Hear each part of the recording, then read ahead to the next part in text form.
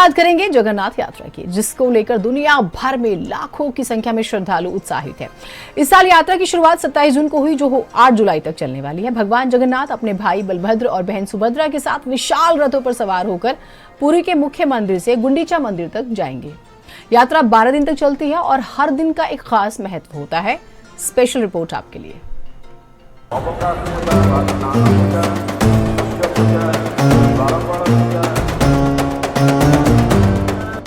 जय Jagannath. Social media की बात करें या आम जन की, देश में इस वक्त हर किसी की जुबान पर जय जगन्नाथ ही है।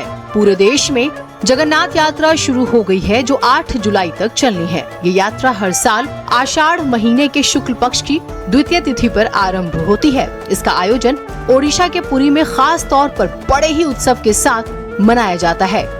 कहा जा सकता है कि ये ओडिशा का सबसे बड़ा उत्सव है। इसमें लाखों की संख्या में श्रद्धालु शामिल होते हैं। रथ यात्रा के दौरान 3 रथ निकाले जाते हैं, जिसमें से 2 रथों पर भगवान जगन्नाथ यानी कि भगवान कृष्ण के भाई बहन सवार होते हैं।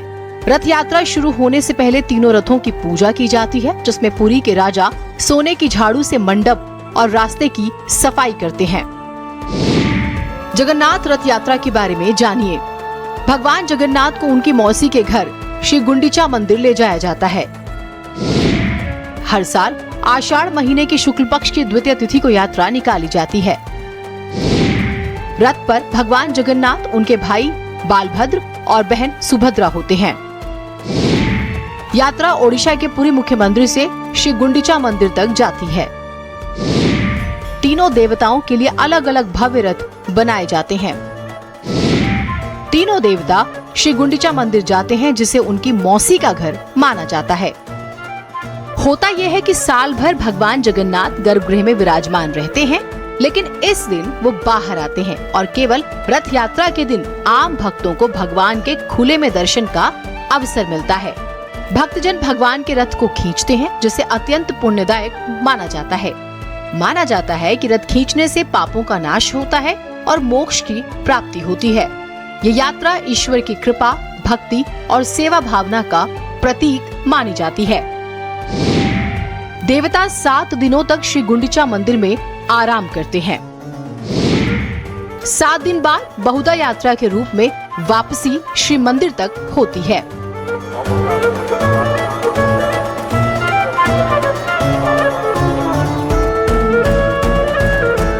हम जानते हैं कि आपके मन में सवाल होगा कि भगवान के मौसी के घर पर जाने की क्या मान्यता है, तो इसके पीछे की कहानी हम आपको बताते हैं। हुआ ये था कि भगवान श्री कृष्ण ने द्वारका जाते समय राधा रानी और ब्रजवासियों से वायदा किया था कि वो हर साल उनसे मिलने एक बार जरूर आएंगे। मौसी के घर जाते हैं भगवान। श्री गुंडीचा मंदिर को भगवान की मौसी का घर माना जाता है। भगवान जगन्नाथ, बलभद्र और सुभद्रा 7 दिनों तक मौसी के यहाँ रहते हैं। मौसी के घर भगवान को पोड़ा पीठा नाम का खास पकवान चढ़ाया जाता है। ये पकवान मौसी के स्नेह और प्रेम का प्रतीक माना जाता है। इन 7 दिनों में वैसे ही पूजा, भोग और सेवा होती है जैसे पुरी के शिव मंदिर में भगवान की होती है। इन दिनों भक्त श्री गुंडीचा मंदिर में जाकर भगवान के दर्शन करते हैं। 7 दिन बाद भगवान बहुधा यात्रा के माध्यम से अपने मूल स्थान श्री मंदिर वापस लौटते हैं। हम आपको एक रोचक जानकारी देते हैं। जगन्नाथ यात्रा में निकाले जाने वाले तीनों रथों के नाम अलग अलग होते हैं, जिसका विशेष कारण होता है। जानिए तीनों रथों के बारे में। भगवान जगन्नाथ के रथ का नाम नंदी घोष है। इसे गरुड़ ध्वज के नाम से भी जाना जाता है। ये रथ 42.65 फीट का होता है, जिसमें 16 पहिए होते हैं। ये रथ लाल और पीले रंग का होता है। इस रथ के सारथी दारुक हैं। बलभद्र के रथ का नाम तालध्वज है। इसकी ऊंचाई 43.30 फीट है। ये भगवान जगन्नाथ के रथ से बड़ा होता है।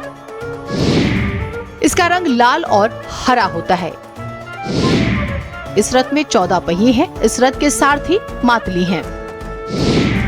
भगवान की बहन सुभद्रा के रथ का नाम दर्पदलन है।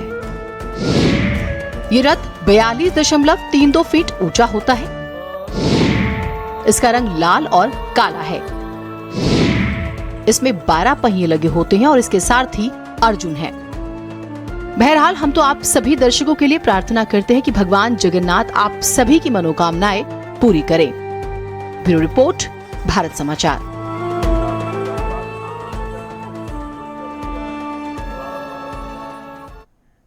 अब कुछ सियासी बातें कर लेते हैं, सियासी खबरों।